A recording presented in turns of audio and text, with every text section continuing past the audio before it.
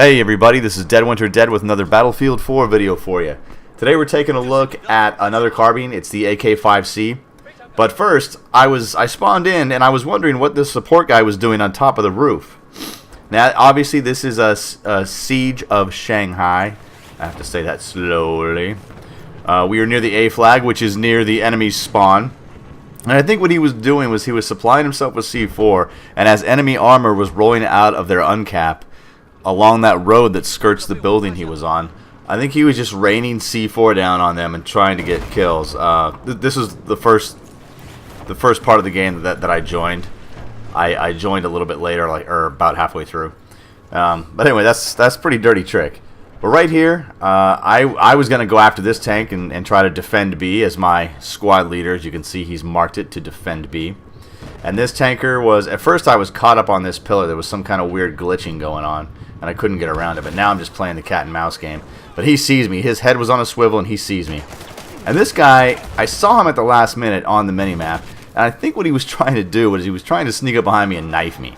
You know, get that I pwned you noob knife chat going. And I know that chasing knife kills is something that people do, but you know what? It's not really worth it. I used to do it all the time in Battlefield Bad Company 2. I would just chase people down with my knife, and it was so easy to knife people in that game. You just pressed a button and you instantly knifed them and got their dog tags. There was none of this. You have to get them from behind, knife animation, counter knife stuff. But if you have the opportunity to shoot somebody, just shoot them and get the kill.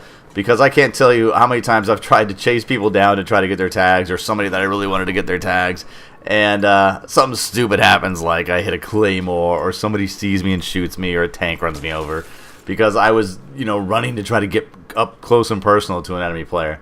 So if you see him, just shoot him. You'll be better off in the end. But anyway, back to the gameplay. This is, like I said, it's a carbine. It's the AK-5C.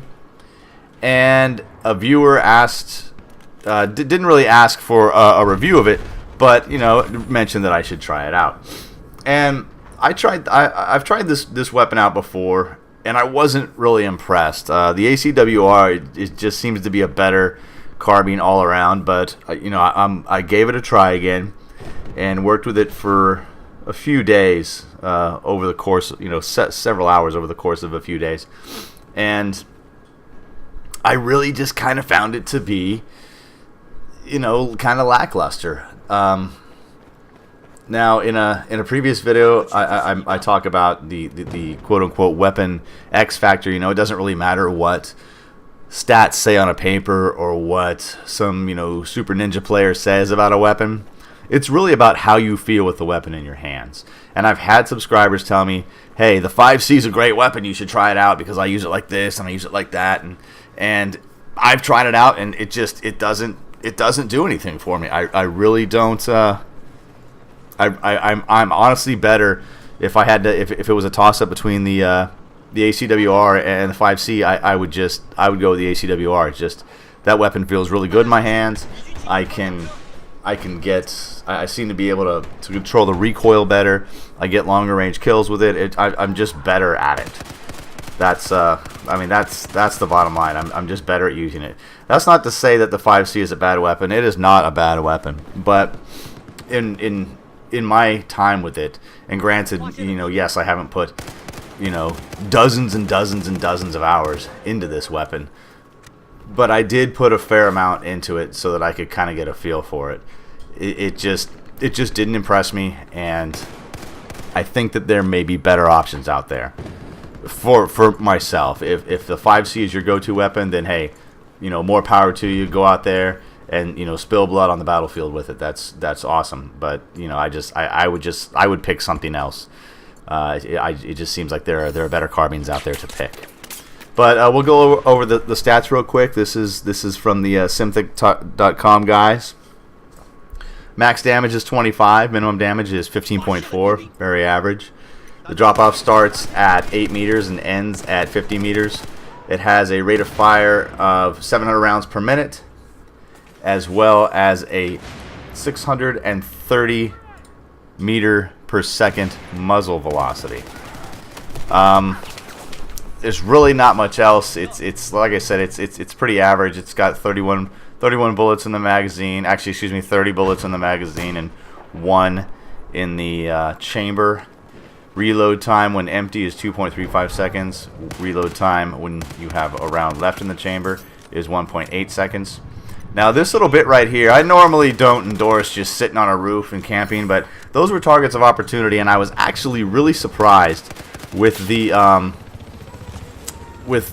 reflex sight and the 2x magnifier, how easily I was able to get rounds on target. I thought those guys might have been a little bit too far, and you know, here I just, you know, I get lucky again. These guys just kind of miss me, and you'll see a funny moment with the Mav here in a minute.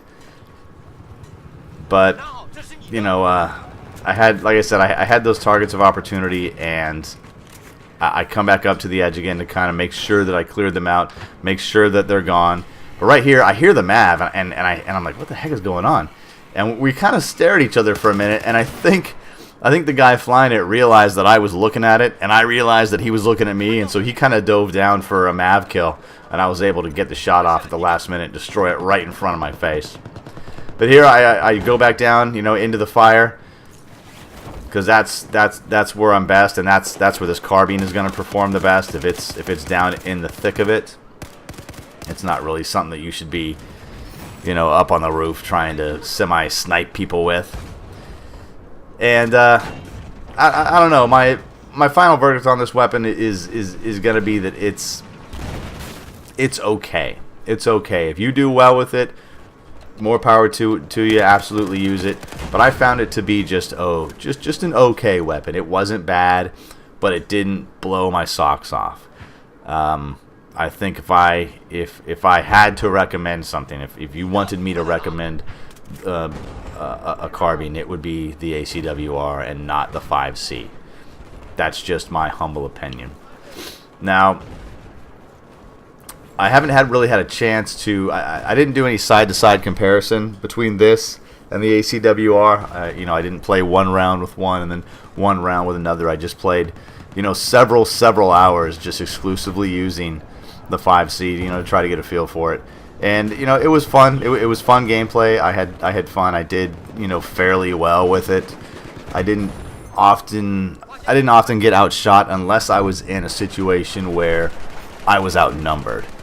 One-on-one, I was able to hold my own, even against some of the assault rifles. I was really able to hold my own. But I was thinking a lot better, and I was playing a little more methodical. And I'm gonna do a video a little later on about, you know, just how Battlefield kind of needs to be played, and it's not a Twitch shooter, and you really need to have a different mindset, you know, to be successful. It seems like. Especially someone like me, you know, who's not this, you know, I'm not a 17-year-old kid with these incredible Twitch skills and, you know, the eyes of an eagle and all that stuff. So I'm gonna do a video later on about how I approach, you know, just methodical gameplay. But like I said, overall, average weapon, average carbine. There are probably better ones out there. It is a fun weapon. I recommend that you play with all the weapons. You know, play them all. Get a feel for them all, and figure out which ones, you know, you like and which ones, you know, do best for you. Don't just don't listen to me, and definitely don't just go by, you know, the stats on the paper, because you really you're gonna sell yourself short. You're gonna sell yourself short if you do that and just, you know, kind of stick to, oh, you know, so and so says this or Simthic says this.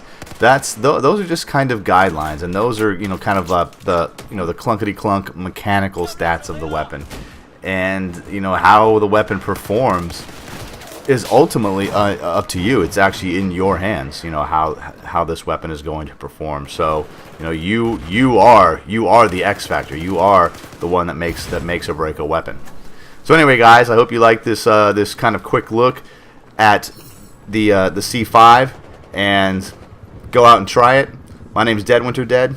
Thanks for watching.